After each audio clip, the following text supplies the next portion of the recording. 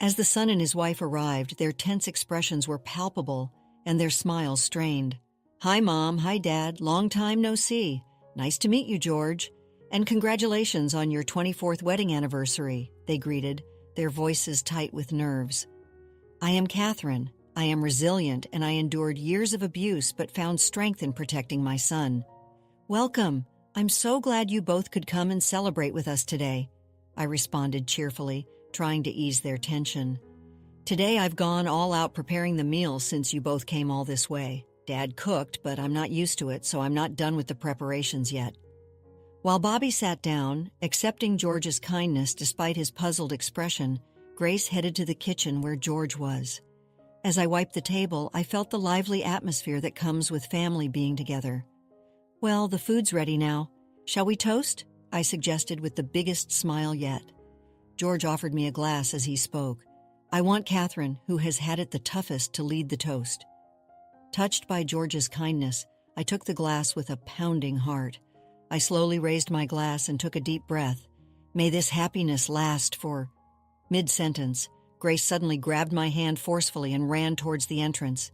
"Run now!" she exclaimed urgently. Confused, I had no choice but to follow her due to her desperate strength. After we had left the house and walked for a while, we entered a cafe that came into view. Struggling to keep up with Grace, I finally stopped and caught my breath, relieved. "I'm sorry for the suddenness, but this was the only way," Grace said, shaking and turning pale as she explained the situation. "George, congratulations on your long teaching career," I addressed my husband George, who is 5 years my senior, with words of appreciation. Having served as a high school teacher for over 30 years, George retired this spring. "Yeah, as usual," George responded indifferently, relieved that he had replied. Suddenly, a dusty old photograph on the desk in my room caught my eye. It was a cherished shot from our wedding, both of us looking radiant. I couldn't help but sigh. If only we could go back to those days. Back then, George was kind. He would express his gratitude and appreciation daily, eagerly ate the meals I cooked, always accompanied me on shopping trips, carried the small bags, and made sure to check on my well-being. However, as our marriage progressed, he gradually began to comment on my household chores. At first, it was minor things like making the omelet sweeter or vacuuming daily, things he never mentioned in our early days. I was puzzled but pleased to think that George was finally opening up, and I happily complied. However, as time passed, his criticisms increased. When our son Bobby started elementary school, any slight displeasure would lead to harsh reprimands, and George was just as strict with Bobby. "If you have time to play, study, you're a boy, don't cry no matter what happens," he demanded. High academic performance from Bobby, who was still in elementary school, would scold him severely if he wasn't at the top of his class. This invisible violence gradually took its toll on us. George continued his reprimands, remaining mostly indifferent to household matters. When Bobby reached middle school, George's violence was no longer just verbal. "Why can't you score better?" Bobby had made just one mistake in a 5-subject test. Without trying to hide his anger, George furiously tore up the test papers on the desk.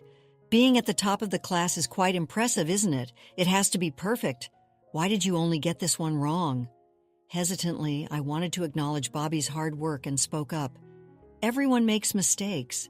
It's because you coddle him like that. I've been embarrassed because of you." George raised his voice and finally raised his hand to me. All I could do was endure until George calmed down. I'm so sorry," I kept apologizing, telling myself it was just until George calmed down. If this appeased George, he wouldn't lash out at Bobby. To protect Bobby, I gritted my teeth over and over. Even when Bobby became a high school student, George didn't change. "What are you doing? Aren't you upset Bobby lost today?" After Bobby, who had joined the soccer team, lost a game, I was berated. It was Bobby's first game, and he was picked as a freshman. That, in itself, was wonderful. "Don't you get the point of being on the team if you lose like that?" George slapped my left cheek hard. Holding my stinging cheek, I desperately tried to prevent George's anger from turning toward Bobby. The other team was the top national contender, and Bobby managed to score 2 goals against them. If he can score 2, he could have scored 3. Then he slapped my right cheek hard. "Tell him I won't tolerate another disgraceful performance next time." George seemed satisfied after hitting both my cheeks and left with a parting shot. I will not let him lay a hand on Bobby. While cooling my cheeks with ice, I kept reassuring myself. Every time Bobby's grades or test results came out, George would become violent toward me. "Mom, your face!" Bobby came running to me, about to cry. "It'll heal quickly. Don't worry, Bobby." I tried to force a smile, but my swollen cheeks wouldn't cooperate. "It's my fault, isn't it?" "No, it's not, Bobby. You've done nothing wrong. If only I had better grades." "Please, Mom, stop covering for me." His plea pained my heart. Protecting their child is a parent's job, but I don't want to see you hurt anymore because of me. Clutching his fists, Bobby strained to speak.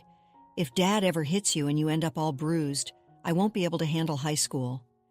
That might be true, but life is only once. I want Bobby to fully enjoy his youth in high school. I gently touched Bobby's shoulder and tried to explain. "Mom, your life is only once too. I'm fine. Besides, Dad's attitude is just for now. He'll surely return to the kind father he once was." I smiled gently as I looked into his eyes. "I'll try even harder not to cause any trouble." Sensing my unyielding stance, Bobby spoke weakly. "Just enjoy being yourself, Bobby. Leave Dad to me, please." He looked me in the eyes and nodded firmly. Then Bobby enjoyed his high school life and quickly became a college applicant. Bobby seemed to be choosing his college based on its proximity to home and worried about me. "Don't worry about Dad, but what about you?" "I'll stay here and live with Dad." Bobby looked at the marks on my arm with a face like he had swallowed a bitter bug. "Really? Must you?" "Yes, and you know I'm not strong, right? Too much change might be too much for me." I had always tended to get sick when traveling. "Okay," reluctantly Bobby conceded. Bobby worked hard and successfully got into his desired university, a considerable distance away requiring a railroad train journey. George had always been critical of Bobby, but since the university was prestigious, he seemed unusually satisfied. "Take care, Mom. I'll do my best." Bobby, on the verge of tears, gripped my hand and then left for his new life. After Bobby moved to college, the physical violence from George subsided, but the scolding continued. "Catching a cold again? Are you faking it? Don't roam around in front of me dressed so sloppily." While I was often criticized about my health and appearance, it was better than being hit. My joy during those days was hearing from Bobby. He talked about trivial things like the seasons or his town, but I could always tell he was worried about me. "This year, the watermelons are really good and so sweet. I wish you could come and try some. That would be nice if I'm feeling well. I'd love to visit. The air is fresh, too. I think it would be a comfortable environment for you. Thanks for worrying about me." With Bobby keeping in touch regularly, I felt less lonely and could endure George's scoldings. This life continued for over 4 years, and Bobby graduated from college and married a local girl, Grace. "My wife said she'd love to live with you when I told her about you." That was a typical message from Bobby. Grace, now Bobby's wife, was an alive and cheerful woman, as I had often heard. "I wouldn't want to intrude on your newlywed life, so I'll just gratefully accept the food." After replying to Bobby, I quietly exhaled. I still couldn't let go of the faint hope that one day George would return to being the kind husband he once was, so I had no intention of going to live with Bobby. "It's okay, it'll surely be okay," I muttered like a mantra, enduring George's scolding. "Hey, where did you put my socks?" My mantra did not work, and George's harsh words fell on me relentlessly every day. "The socks are right there, not these. Today is important. Do you think I can go out in these wrinkled socks?" George complained about socks that had only been used 2 or 3 times. "But these are the newest socks we have." "Really, you're useless. It's basic manners to iron the socks daily so they don't wrinkle. If it's the same tomorrow, I won't let it go." Leaving behind these unkind words, George left the house. Even though I knew he wouldn't look back, I hurriedly called out a goodbye. He's counting on me, so I have to respond. Ignoring the pain in my heart, I busied myself with household chores. I continued to endure George's unreasonable demands alone, and now years have passed. Upon his retirement, George seemed a bit calmer. It would be a lie to say I felt no anxiety about spending more time with him in the future. Still, I forced myself to see kindness in his actions and was disgusted with myself for still searching for the man he once was. Unable to let go of my anxiety and faint hope, I found it hard to approach the living room where George spent his days. I watched TV only when he was in the room. A dish George might like was featured on the program. Deciding what to make for dinner that evening, I turned off the TV and prepared to go shopping, dressing warmly since the forecast said the high would only be 41 F even though it was April. Hey, pause for a moment. Would you care to support us? Like this video and subscribe for more. Now let's dive back into the story. Just as I was about to leave the house, as usual, George called out from behind, "Wait a minute, I'll come with you to carry the bags." Surprised by his unexpected offer, I almost dropped my bag. "It would be cold to walk. I'll take the car out." Watching George quickly get ready, I pinched the back of my hand to see if I was dreaming. I pinched the back of my hand to keep it from being noticed, but it probably hurt more than if I had pinched my cheek. Come to think of it, I hadn't received a single insult today. "All right, let's go then." As he urged me on, I got into the car. Then George said something even more surprising. "You can rely on me, you know." Unable to believe he was the same person as the day before, I reflexively replied, "Yes." What had happened to him? George, perhaps noticing I shivered from the cold, quietly turned on the heater. "Thank you." George glanced at me and smiled. It had been decades since I last saw George smile. It had been so long that I was shocked and instinctively looked away. 5 minutes into the car ride, George spoke again. "I'm sorry, I've been under a lot of stress from work and I've been taking it out at home." I see. Given his job as a teacher, he must have faced considerable pressure from many students and their parents. I'm a flawed person. Instead of being supportive, I've hurt the family I care about, which is the worst. Seeing George's remorseful expression, tears naturally started flowing from my eyes. My kind husband, whom I had always believed in, had returned. Thank you for working so hard for us. I've always known and believed you're a kind person. I'm lucky to have such a great wife. Embarrassed, George smiled, and I found myself smiling too. Thank you. Let's keep it up from now on. Of course. From that day, George acted as if he was trying to make up for lost time. I don't know if it's enough to pay you, but I want to be there for you, Catherine, George said with a serious look, and he took the initiative to care for my health and do the cooking. You're already helping a lot. Thank you so much. I felt grateful that I had kept my faith in him. As the seasons changed, it was around the time when the osmanthus fragranced the air again.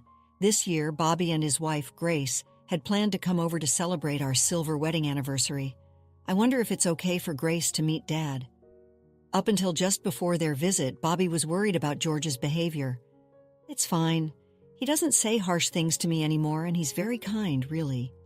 Although I had visited Bobby and Grace by myself before, this was the first time they would come to our house. If you're that worried, I'll talk to Dad. With that, Bobby would feel differently after hearing George's words. Hello, is that Bobby? I handed the phone to George, who exchanged greetings, albeit awkwardly.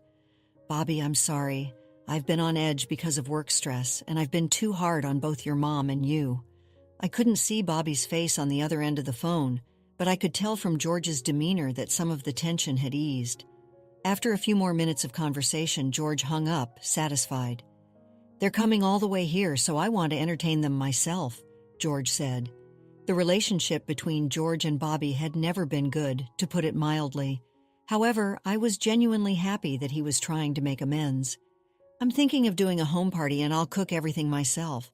I've been a burden for so long, I want you to relax, George suggested. That sounds wonderful. Bobby and Grace will be delighted, I replied, filled with gratitude and emotion from his proposal. If that's the case, I'll gladly take you up on your offer. Sure, leave it to me. Excitedly, I began to think about what else I could do for Bobby and his wife's visit. Then I'll do the cleaning. I'll be using the kitchen, so I'll handle that. Could you take care of the cleaning outside the kitchen? I understood, and thus we cooperated in preparing to welcome Bobby and his wife. On the day they arrived, Bobby and his wife's expressions were tense and their smiles were strained. Hi, Dad. Hi, Mom. It's been a while. Nice to meet you, George, and congratulations on your 24th wedding anniversary.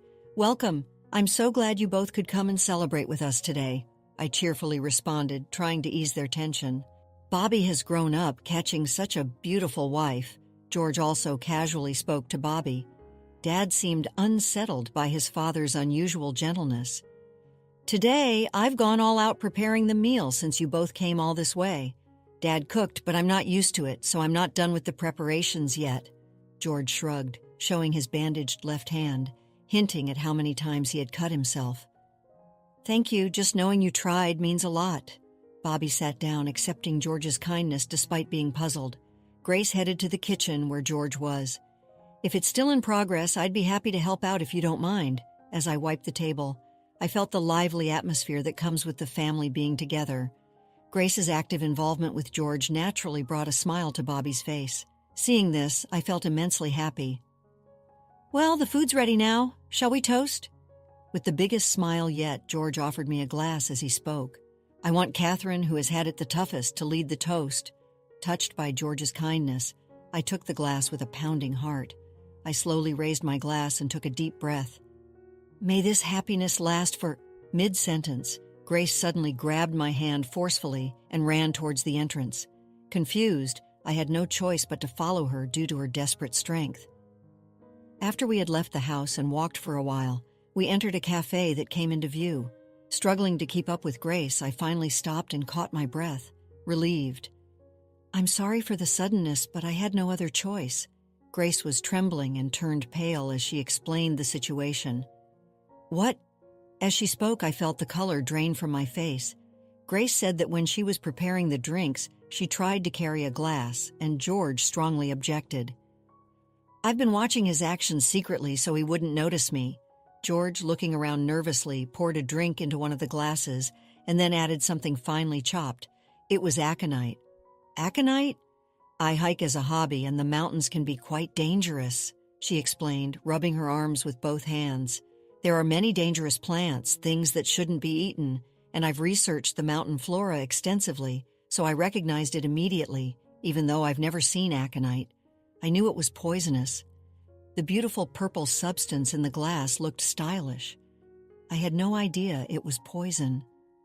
Shaking with shock, my thoughts froze from the sheer horror of the revelation. It was Bobby's phone call that snapped me back to reality. Mom, are you okay? Yes, I'm fine. Are you safe? Bobby sighed, telling me what had happened at home. It seems Dad didn't expect you to leave. He was in a daze for a while. It seems he was stunned and hadn't noticed you nearby when I escaped. Then suddenly he realized what happened and hurried out of the house, so he might be looking for you. The cafe we were in was nestled in a complex network of alleys and wouldn't be easy to find. But I couldn't shake my anxiety. However, don't worry. I've installed a location tracking app on Dad's phone. Bobby had given us mobile phones when he moved out so we could contact him immediately. I never thought the tracking app would come in handy like this. Bobby chuckled bitterly, seemingly struggling to contain his anger at what his father had attempted. Also, I was able to check his computer, Bobby said. Grace had asked him to check if there was any history of obtaining aconite. Since I don't use a computer, George probably let his guard down. Bobby found that the computer wasn't even locked, and on George's computer was a purchase history for aconite and messages from a woman George was involved with, who was plotting to kill me for insurance money. The reason Dad suddenly became nice was probably to let your guard down. Bobby's murmur dissolved into the air over the phone. After hearing everything, I felt as if I had been slapped awake. That George could, like a life flashing before my eyes, I revisited his past behavior. Indeed, since Bobby had left home, the violence had stopped. Back then, the sensation of violence had lulled me into a false sense of security, and I hadn't considered other possibilities. By that time, he had already been involved with another woman, and when he started being kind to me, he must have already planned everything. It was fortunate that Bobby and Grace came to celebrate, and that Grace knew about aconite, because if I had been alone, reflecting on it, there were many unnatural aspects. Even in preparation for our silver wedding anniversary, George had taken complete control of the kitchen. It was all to carry out his plan. Thinking of the worst, I got goosebumps all over my body. Bobby, thank you. I'm going to the police, okay? It looks like Dad is headed somewhere completely different. That's right. Now's our only chance. And so Grace and I decided to go to the police to report everything. Whatever happens, I will protect you, Catherine. Grace, you are so reliable. Encouraged by her strangely. My mind felt at ease. Grace's inherent cheerfulness lightened the atmosphere. Afterward, my divorce from George was finalized without incident. When the three of us returned home, although tired from the ordeal, there was a sense of relief in our expressions as we looked at each other. "I've arranged with a lawyer to get alimony from him. Thank you for everything." By that point, I had no more sympathy for George. Rather, I felt a weight lifted off my shoulders. Moreover, having been mentally affected by years of George's abuse and violence, I was regularly visiting the hospital for checkups, which led to the police getting involved with him. With Bobby's help, we quickly located George, and the alimony was paid out of his pension. "I'm really in your debt. It seems his mistress got what she deserved too." The woman who had conspired with George was quickly apprehended thanks to the information found on his computer. It looks like I can live without fear now. My heart was shredded by the betrayal of George, who had supported me for so many years. Yet, trying not to worry them, I forced a smile. Catherine, if you're okay with it, would you like to live with us?" "That's a kind offer, but I'll be fine on my own. If my frail health were to cause trouble for Grace, I wouldn't want to burden her." The last thing I wanted was to be a burden on my son and his wife. "We want to protect Catherine, who once selflessly protected Bobby," Grace said and then hugged me tightly. Grace in front of me, Bobby with a gentle expression, nodded in agreement. "Thank you. It would be reassuring to have both of you by my side always." With that, I moved in with Bobby and Grace and started a new life. My only concern had been my health, but since moving, I felt unexpectedly revitalized. Thanks to that, I've been able to do things and visit places I had previously avoided, making every day feel fresh. Today, I woke up with the sunrise, opened the window to breathe in the outside air, and felt enveloped by the humid air typical of summer. After preparing breakfast, the three of us gathered around the dining table. As we finished saying grace, I grabbed the mayonnaise. "Mayonnaise goes on fried eggs," I said firmly to Grace, who was about to put sauce on hers. "No, Catherine, it has to be sauce." Even over such trivial matters, we could speak our minds naturally, and I felt like I had finally grasped true happiness. "Both of you, eat up quick or we won't be able to go anywhere." Bobby said this, almost like he was soothing children. "Where are you taking us today?" "Let's go to the dairy farm and get some ice cream. I'm excited. I need to make sure I'm fully prepared for the sun." Through these interactions with them, I felt the true sense of family and love I had finally obtained, and I resolved to keep working together. "May this happiness last forever." I silently recited the words I couldn't say that day, feeling my heart dance with joy. After experiencing the full journey of our story, we'd love to hear your thoughts. How did the story resonate with you? Don't forget to like, subscribe, and stay blessed. Thank you for watching and see you in the next story.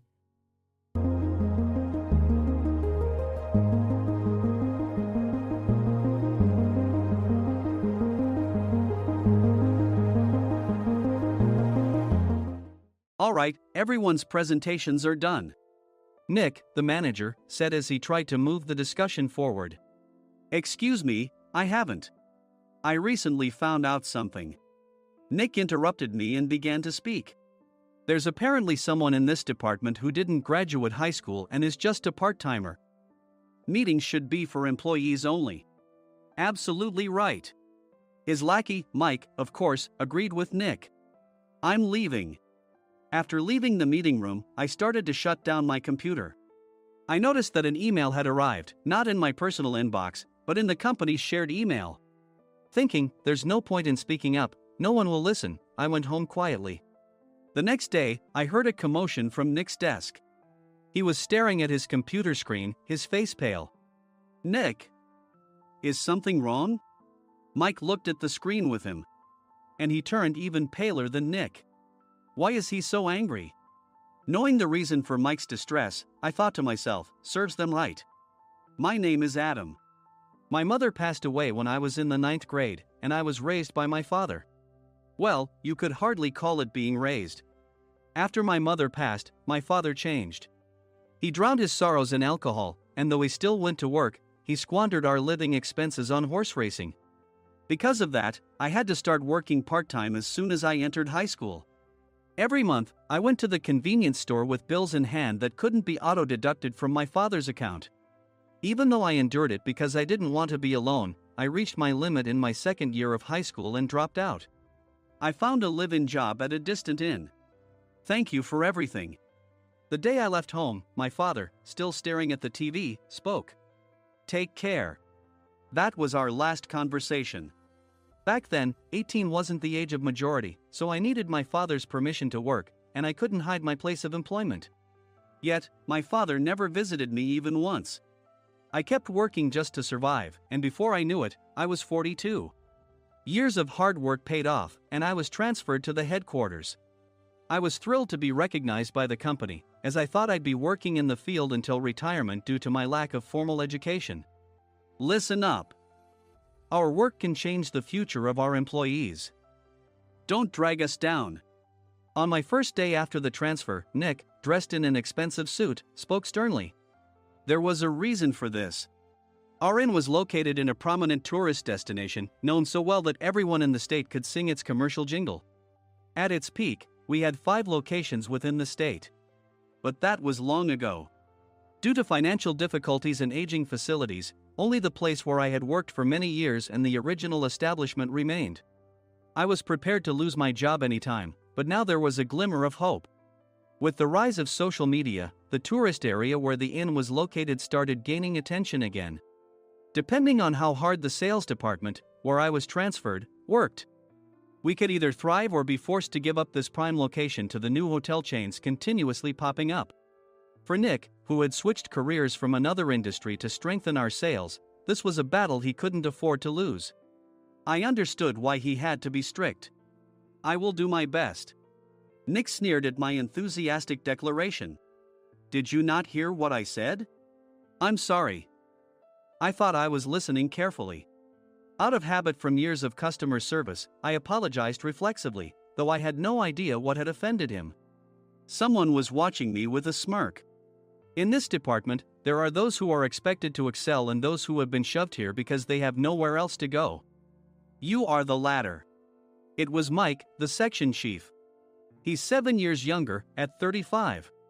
But he was called to headquarters much earlier than I was and had been moving around within the headquarters ever since. I'm not jealous, but I can't accept that he's my boss. Graduating from a prestigious university, he has an unusually high pride and caused many problems as a newbie, making things very difficult for me when I was the front desk leader. When I found out Mike was transferred to the sales department a month before me, I was disheartened. Mike is right. With just a middle school diploma, there's not much you can do. Don't even think about achieving results. As if I didn't exist, Nick remarked, I'm thirsty. Mike eagerly ran to the coffee maker. It seems Mike is Nick's lackey. I regretted being happy about my transfer to headquarters, wishing I had stayed on site forever. Send a direct mail to every company on this list by the end of the day. Nick only assigned me tasks that even a new graduate could handle. What? There are over 1,000 companies. You want me to send to all of them by today? Yes, if you and your fellow misfits split the work, even those with nowhere else to go should finish by today. I glanced at the employees typing away expressionlessly. They were worn out from customer service, only thinking about leaving on time, or were women reassigned after having children, with zero motivation for work. Even Sam, a new graduate from the same university as Mike, who was supposed to be among the expected achievers, had no enthusiasm for the job, having joined the company wanting to do customer service. I don't care what they say, I plan to quit any time, he said. Only Nick and Mike were highly motivated, making all the decisions between the two of them. I originally only wanted to work at the inn to survive and had no particular attachment to this job. I swallowed my words, thinking I had no right to reprimand them. About a month after the transfer, Nick told us with a frustrated look. To commemorate the 50th anniversary, we've decided to create a plan exclusive for one group per day. Originally, Mike and I were supposed to come up with it, but our president, Mr. Thompson, insists on hearing everyone's opinions. So, you all get a chance. As Nick explained, Mike began handing out prints. Make sure not to embarrass Nick. If your ideas are half-baked, you'll have to redo them. It seemed that they had printed his handwritten notes by Mr. Thompson, which included several questions and a section for free responses. It made sense why Nick had to seek our input, given that all responses had to be submitted to Mr. Thompson. We were given a week to think about it, and a meeting was scheduled to compile our ideas. My plan is to let guests enjoy both the old and modern America. Nick began the presentations. Guests would watch a master confectioner at a nearby traditional sweet shop make sweets in front of them. The welcome drink would be premium tea in a bottle. Nick's plan was certainly attractive. After his presentation, Nick called on us to present in the order we were seated. Just as I stood up for my turn. "All right, everyone's presentations are done." "Excuse me, I haven't. I recently found out something." Nick interrupted me. "There's someone in this department who didn't graduate high school and is just a part-timer." He was likely talking about me. I joined the company as a part-timer and was made a full-time employee when I turned 20. That was 20 years ago, so Nick and Mike probably had no chance to know until recently. Meetings should be for employees only. Absolutely right. After that, Nick kept creating opportunities to solicit everyone's opinions, purposefully excluding me from speaking. The meeting unexpectedly heated up and went past the scheduled end time. A few people asked to leave, and the discussion continued with the remaining few. "Still here?" Normally, you'd leave in that situation. Though I had no attachment to the job initially, hearing kind words from customers made me want to make them happier. For someone like me, with nowhere to go, the inn was my home and customer service was my life. I felt pathetic about my current self. "I'm leaving." I left the conference room and started shutting down my computer. I noticed an email had arrived, not in my personal inbox, but in the company's shared email. Thinking no one would listen to what I had to say anyway, I quietly went home. The next day, while preparing the DM as instructed, I heard a commotion from Nick's desk. In his haste to stand up, he hit his knee on the desk. He stared at his computer screen, his face pale. "Nick! What's wrong?" Mike, thinking he should be the first to rush over, approached Nick while still wearing his coat. He peered at the screen with Nick. And he turned even paler than Nick. Why is he so angry? Who is responsible for this company? Nick, more irritated than ever, asked, and Mike answered without checking. Probably Sam. Sam wasn't there because he was attending a morning training session for new hires. Nick gave up on getting angry and returned his gaze to the screen. They were looking at an email that arrived right after the end of the working day yesterday. Apparently, no one, including me, had checked it before leaving. The email was from a large company that used us for their annual employee trips. The president and executives of that company also frequently used our services personally. President of the company, Mr. Mason himself had declared that neither he nor his company would ever use our services again. Well, some companies cancel their employee trips or stop using our services due to financial struggles. Let's just move on. Mike kept wiping the sweat from his forehead with a handkerchief. Knowing why Mike was so agitated, I quietly watched their interaction. Do you know how much revenue we get from that company? We can find other guests to fill the rooms, but we'll lose the banquet costs, gift shop revenue, rental car fees, and more. Moreover, the gifts were supposed to be prepared by the traditional confectionery shop involved in Nick's proposed plan. If it's known that we incurred such a huge loss at this critical time, Nick's position in the company would be jeopardized.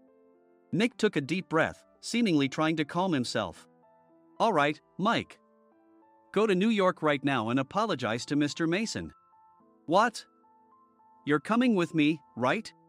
I have urgent work to do. I trust you, which is why I'm entrusting this to you. Please. Mike, believing Nick's sincerity, agreed with a determined look on his face, saying, yes. That's Nick for you. Even if Mike went to apologize, Nick would shift all the blame onto him if the client didn't change their mind. Well, it was Mike's fault to begin with, so it served him right. About 3 hours later, Sam answered a call from somewhere and repeatedly apologized, saying, I'm very sorry. Everyone watched to see what was happening.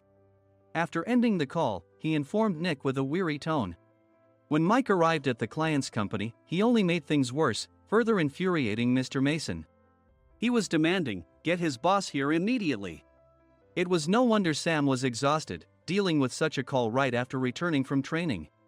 What is that idiot doing? All right, Adam, you're coming with me. If sacrificing Mike didn't work, then I must be next. Normally, I'd want to refuse at all costs, but I saw an opportunity in this situation. If I can be of assistance, I'd be happy to join you. I obediently followed Nick, and we flew to New York. When we introduced ourselves at the reception, it became clear how serious the situation was, as the receptionist personally escorted us to the president's office. Angry voices leaked through the door, making both Nick and me uneasy. "Excuse me. I'm Nick, the supervisor. I understand my subordinate has caused you trouble, and I deeply apologize." Nick, with his experience in the corporate world, knew enough to offer an apology before excuses. However, his customer service skills left much to be desired. I sighed as I saw Mike trembling like a small dog in the corner of the room. "What kind of training are you giving your subordinates?" Mr. Mason glared at Nick with a red face. The intensity of his gaze made even Nick take a step back. Regrettably, I joined this company only 2 years ago and was unaware of Mike's issues. I should have identified his shortcomings sooner. Indeed, I should have realized sooner. No sensible person would come to apologize and then give a lengthy presentation on the drawbacks of not using their in. Nick froze, his mouth slightly open. Suspecting the worst, I picked up the documents that had fallen to the floor. It seemed Mike hastily prepared these documents on the plane, listing the disadvantages. Disadvantage 1: if you change the venue for the company trip, employees might suspect it's for cost-cutting reasons, leading to a negative impression. Reading it aloud half-jokingly, Nick snatched the papers from my hand and checked the contents with a furious expression. Among the stack of documents was a receipt from a nearby convenience store's copy machine. I felt a pang of dread, hoping he hadn't shown the receipt as well. What do you think he said when I asked what kind of nerve he had to do this? I'm very sorry." Faced with the dire situation, Nick must have thought there was nothing left to do but apologize. In a voice smaller than I'd ever heard from him, he uttered words of apology. He said, "I'm a Harvard graduate. I don't believe I said anything wrong." "Mike, what have you done?" Forgetting his plan to pin the blame on Mike, Nick yelled loudly, even in front of Mr. Mason. "I didn't do anything wrong." "You're still saying that? Look at him." Mike pointed at me with a shaking hand. "I was assigned to headquarters in my 20s and now I'm a section chief. This guy only made it to headquarters at 42. Everything I've done proves I was right. So why are we losing the contract?" Having said his piece, Mike collapsed to the floor. "Of course. You were sent there because you had nowhere else to go." Mike never expected to hear such words from someone he looked down upon. He lunged at me, and Nick hurriedly stepped in to stop him. "Mr. Thompson told me Mike is a quick thinker, and to take good care of him." There's no way he was pushed aside. "Don't make things worse here." "He didn't say quick thinker, he said only quick-witted, didn't he?" I don't remember that part." I recalled the many troubles Mike caused when he was a newbie. When Mike was on the front line, his pride was so high that he never apologized to customers. Customer service, especially in our job, doesn't work alone. It brings both good and bad situations. If the front staff or housekeepers made mistakes, or the cleaning company didn't properly clean a room, one had to apologize to the customers regardless of personal fault. Mike, in such situations, would never apologize, insisting he wasn't at fault. This often angered customers, and as the front desk leader, I frequently had to apologize on his behalf. He caused complaints and disrupted operations, which is why he was quickly moved to headquarters. In departments where he didn't interact directly with customers, his quick thinking was beneficial and things went well. But it seemed his flaws were starting to show. Corporate reservations are supposed to be entered into the system by the sales representative. But a quick check yesterday revealed that more than 10 items were missing from the client's reservation. The handover document clearly stated what needed to be prepared. Why didn't you enter it into the system? Why do we have to give them special treatment? Filling rooms near the banquet hall, setting up all the food in advance. Specifying the brand of wine, they're too demanding. No wonder he always angered customers, I thought, feeling a headache coming on. Grouping them in rooms near the banquet hall is for our benefit too. It makes it easier for the staff to set up beds and serve breakfast since everyone's schedule is synchronized. As for the other requests, Mr. Mason suggested them to lighten our load. I didn't know that. Nick finally seemed to realize that Mike was the one who had angered the client. What did you say to them? I just told them we wouldn't give them special treatment anymore. We shouldn't waste effort on things that don't bring in money. I was utterly exasperated at his lack of understanding of customer service. Of course, we shouldn't comply with unreasonable demands. But carrying over successful practices from past stays makes customers feel remembered and enhances their experience. Good memories encourage repeat visits. That's part of our job. I looked down at Mike, who was sitting on the floor. In our job, nothing is a waste. Mr. Thompson likely moved you to the sales department, hoping you'd finally understand this. How do you think he feels now that you've failed to meet his expectations? Mike, tears in his eyes, fled the president's office. I was amazed he still hadn't apologized. You have it tough, Adam. It's okay, we're all employees of the same company. I deeply apologize for this disrespectful incident. Especially after all the care you've shown us. If it weren't for you, Adam, I really would have stopped staying here. When I heard you were moving to the sales department, I was willing to reconsider if you handled it. Seeing us talk so amicably, Nick's face contorted. Do you two know each other? Adam's service is excellent. I always requested him specifically. Normally, we don't accept specific staff requests, but we made an exception for Mr. Mason, adjusting my shifts accordingly. He had personally stayed at our hotel just before my transfer, and during casual conversation, I mentioned, I'm moving to the sales department soon. If I hadn't told him then, things could have been much worse. Please continue to take care of us. I look forward to it. On the return flight, Nick awkwardly offered me a can of beer. It's still working hours. Of course, I had no intention of forgiving him for a single beer. Nick might try to pin everything on Mike and avoid any consequences. While pondering this, a startling fact came to light. Nick, the tea bottles for the plan have arrived. I handed Nick a bottle labeled with our inn's name. They look good. What are you talking about? These are plastic bottles. I had assumed we would use the trendy, high-end bottling tea. But what arrived were ordinary plastic bottles of tea with customized labels. The only unique aspect was the label, which had the inn's name, making it look customized. Upon further investigation, I discovered that a substantial amount of money was set to be paid to the tea company. It was priced like bottling tea. Does this plastic bottle really cost $100 each? The tea inside is specially blended for us. The extra cost is for that. Wouldn't it be better to use another tea company? Or is there a specific reason we must use this one? As Nick continued to make excuses, I showed him a printed email. I informed the tea company's president, Mr. Mitchell, that we discovered irregular payments and he confessed. He said you two were high school classmates and planned to split the extra money. That idiot. Why did he confess? That's not important. You should worry about yourself, this could turn into a police matter. Opening the bottle cap, I suggested. How about calming down with this tea? It supposedly has a relaxing effect. Nick drank the tea frantically. In the following days, decisions were made about their fates. Mike was reassigned to the General Affairs Department, with no chance of transfer or promotion, as per Mr. Thompson's orders. As for Nick, since the payment to the tea company hadn't yet been made, he narrowly avoided legal trouble. Instead, he was encouraged to leave the company, and to avoid further complications, Nick submitted his resignation. Rumor has it that connections between HR departments have made it difficult for him to find new employment. Even though it was good to have those two gone, something unexpected happened in the sales department. Everyone became motivated and united in refining the 50th anniversary plan. In the end, my plan was adopted. We collaborated with the Tourist Information Center to provide personalized guides. The plan, tailored to the number of guests, was truly special for the 50th anniversary. Hey, is Adam's family coming to stay? I immediately booked that special plan for my family.